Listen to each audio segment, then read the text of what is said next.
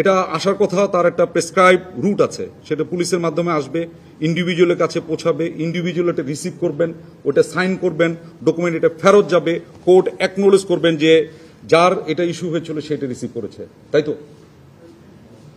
এটা কি বিদ্যুৎ বিলের মতো না? কিন্তু খেয়াল করে দেখেন, আমরা এখন পর্যন্ত ওই ইয়েটা পাইনি, যেটা ওয়ারেন্টটা আমরা এখনো আমাদের হস্তগত হয়নি।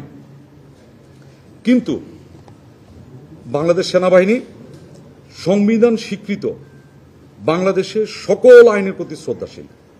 আমি আবার বলে নিচ্ছি, বাংলাদেশ সেনাবাহিনী সংবিধান স্বীকৃত বাংলাদেশের সকল আইনের প্রতি শ্রদ্ধাশীল।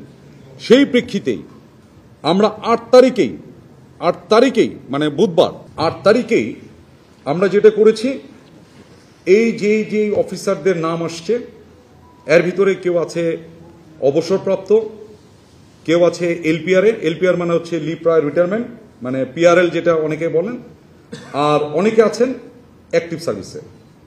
আমি সংখ্যাটা দিলে আপনাদের একটু সুবিধা হবে, যদিও আপনারা সবাই চার্জশিটে দেখেছেন। এখানে সর্বসাকুল্যে এই পর্যন্ত যাদের নাম বেরিয়েছে প্রায় 25 জন। 25 জনের ভিতরে বরখাস্ত বা মানে অবসরে যারা আছেন এদের সংখ্যা হচ্ছে 9। এলপিআর বা লিভ প্রায়র রিটায়ারমেন্ট যেটা আছে এটা সংখ্যা হলো 1, আর চাকরিরত অফিসারের সংখ্যা হচ্ছে এখানে 15। বোঝা গেছে? এখন যারা অবসরে চলে গেছেন, এলপিআর না, যারা অবসরে চলে গেছেন, তার প্রতি যদিও বা আমাদের সেনা আইন তার উপরে ওইভাবে খাটে না। বাকি যারা আছেন এলপিআরে এবং চাকরিরত যে কজন আছেন 15+1, এই 16 জনকে 8 তারিখেই তাদেরকে আমরা আমাদের একটা সেনা হেফাজতে, যেটা আমরা বলি আর্মি ওন কাস্টডিতে আসার জন্য একটা অর্ডার, যেটাকে আমরা বলি অ্যাটাচমেন্ট অর্ডার, আমরা এটা দিয়েছি। এবং খুব স্বাভাবিকভাবে একটু খেয়াল করে দেখেন, যে কোনো সরকারি বা ইভেন বেসামরিক মানে অন্য কোনো প্রতিষ্ঠানও হইতে পারে, তাকে এক জায়গা থেকে যদি আর এক জায়গায় বদলিও করেন, তাকে একটা সময় দেওয়া হয়, তাকে জার্নি করার জন্য একটা সময় দেওয়া হয়, যেটাকে বলা হয় জার্নি টাইম। যোগদান করার জন্য একটা সময় দেওয়া হয়, যেটাকে বলা হয় যোগদানের জন্য জয়নিং টাইম। আছে না? এটা কিন্তু আমাদের প্রচলিত। ঠিক সেরকমও তাদেরকে 8 তারিখে বলা হয়েছে, অ্যান্ড এটা ঘটেছে বিকাল অথবা সন্ধ্যার কাছাকাছি সময়, এবং তাদেরকে বলা হয়েছে 9 তারিখের ভিতরে তোমরা সেনা হেফাজত ঢাকা ক্যান্টনমেন্টের একটা আমরা বলে দিয়েছি এই জায়গাতে তাদেরকে অ্যাটাচ করার জন্য, অ্যাটাচ মানে সংযুক্ত হওয়ার জন্য। কেন বলছি যে তারা তো বিভিন্ন জায়গায়, কেউ হয়তো ব্রিগেড কমান্ডার ছিল, কেউ হয়তো স্টেশন কমান্ডার ছিল, কেউ হয়তো বিভিন্ন অ্যাপয়েন্টমেন্টে ছিল। এইটা তাকে ইমিডিয়েটলি ওই অ্যাপয়েন্টমেন্ট বা নিযুক্তিটাকে রিলিজ করে আমাদের সেনা হেফাজতে আমাদের একটা আছে, মানে মুভ অ্যান্ড কোয়ার্টারিং বলে MNQ, এইটার আন্ডারে চলে আসার জন্য 9 তারিখে ভিতরে তাদেরকে আসতে বলা হয়েছে।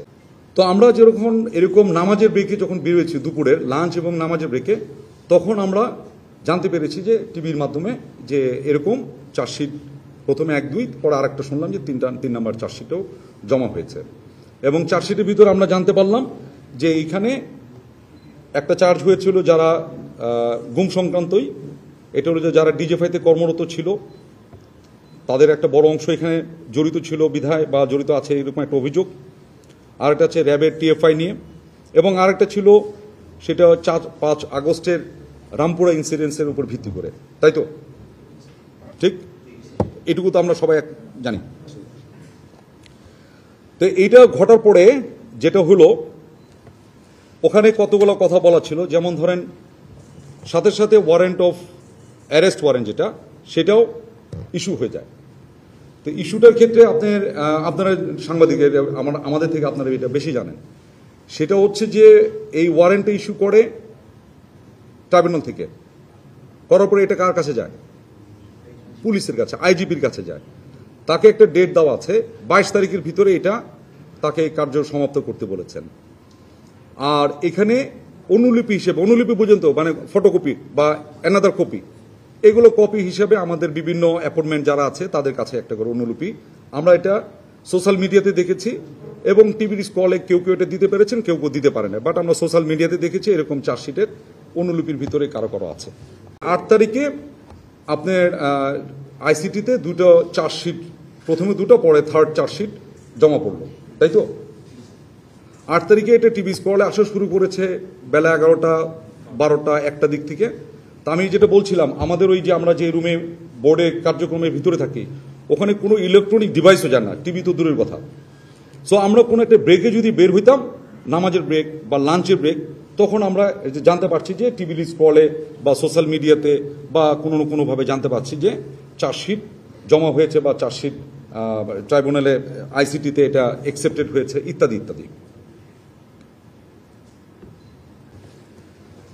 আমরা অদ্যাবধি পর্যন্ত কোনো এই যে যেটা বললাম অ্যারেস্ট ওয়ারেন্ট এখন পর্যন্ত আমরা হস্তগত হয় না। এটা আপনার বিষয়টা কিন্তু আইনি বিষয়, এটা কোনো অন্য কোনো চিঠি বা অন্য কোনো কিছু না যে ইলেকট্রিসিটি বিল আসলো সেই ইলেকট্রিসিটি বিল দিল না কেন, এটা কিন্তু আইনি বিষয়, আপনারা একটু খেয়াল করে দেখেন।